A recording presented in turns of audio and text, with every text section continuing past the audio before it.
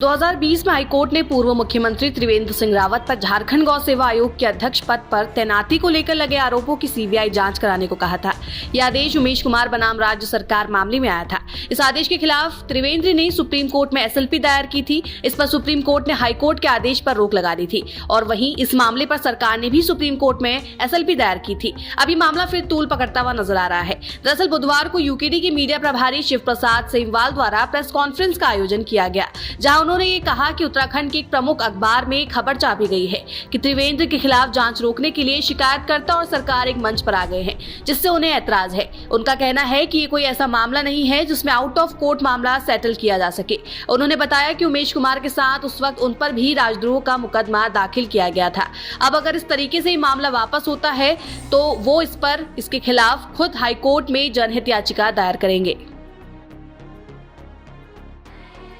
हमारा point 2-3 points पे हम लोग स्थिति स्पष्ट करना चाह रहे थे।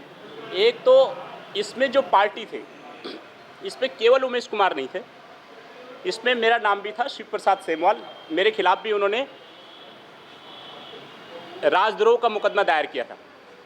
और एक और पत्रकार थे जिनका नाम है राजेश शर्मा, वो क्राइम स्टोरी के संपादक हैं। हम दोनों को भी जेल भेजा गया था अलग अलग समय पे।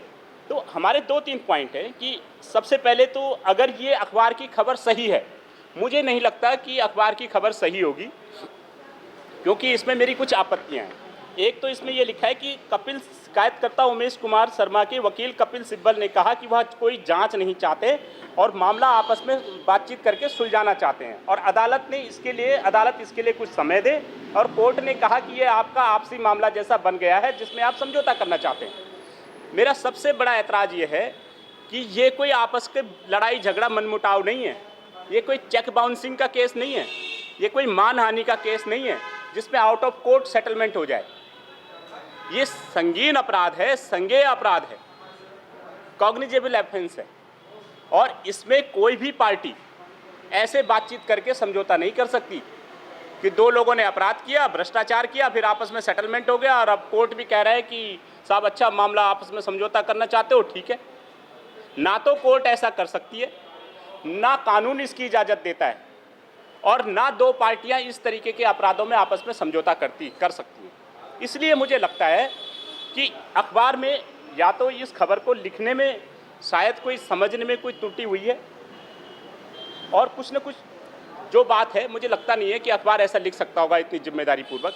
लेकिन क्योंकि कोर्ट की प्रोसीडिंग की रिपोर्टिंग एक बिल्कुल अलग सब्जेक्ट होता है, बहुत जिम्मेदारी पूर्वक कोर्ट की रिपोर्टिंग की जाती है, इसकी ट्रेनिंग ही अलग होती है, और कोर्ट ने जो कहा हूबहू वही बात कहनी होती है, आप उसकी अपने हिसाब से व्याख्या नहीं कर सकते।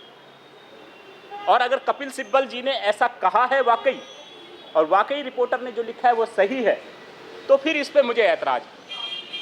और हम इसलिए ये प्रेस कॉन्फ्रेंस बुलाई है क्योंकि त्रिवेंद्र सिंह रावत एक भ्रष्ट सीएम थे। अपने ज़माने में उन्होंने लोकायुक्त का गठन नहीं किया। उत्तरापंथ बहुगुणा जो प्रख्यात शिक्षिका हैं, इनका उन्होंने भरे दरबार में जो अपमान किया, वो दुर्योधन ने भी द्रौपदी का नहीं किया होगा। उस पुराने दौर को हम भूल नहीं सकते, वो भ्रष्टाचार का जो अंधकार काल था उसे हम भूल नहीं सकते।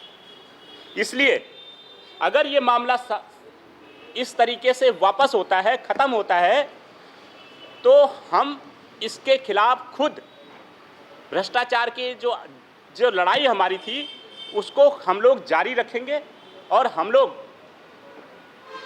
हाई कोर्ट में जनहित याचिका दायर करेंगे इस भ्रष्टाचार के खिलाफ।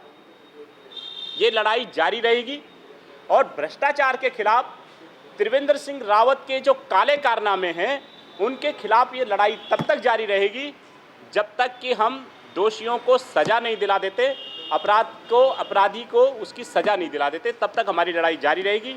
हम लोग हाई कोर्ट जाएंगे और हाई कोर्ट में इस बात को लेकर के एक जनहित याचिका दायर करेंगे। आज ही डाउनलोड करें देवभूमि इनसाइडर ऐप।